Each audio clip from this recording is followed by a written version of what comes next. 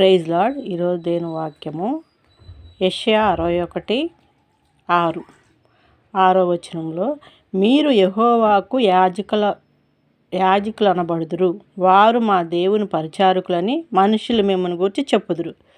జనముల ఐశ్వర్యం మీరు అనుభవింతురు, వారి ప్రభావం పొంది అతిశయింతురు.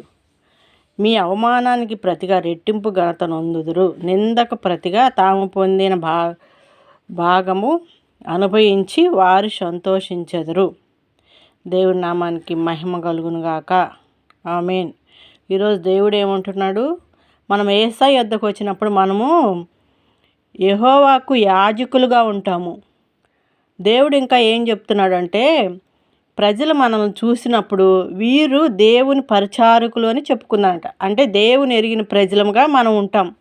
అందుకే యేసయ్యకి ప్రార్థన చేయాలి. ఎందుకంటే ఇంకా నిందకు ప్రతిగా ఘనతనిచ్చే దేవుడు, అవమానానికి రెట్టింపు ఘనత కూడా ఇస్తాడు దేవుడు. ఇటు యేసయ్యని ప్రార్థిద్దాం. దేవుని నామానికి మహిమ కలుగును గాక. ఆమేన్.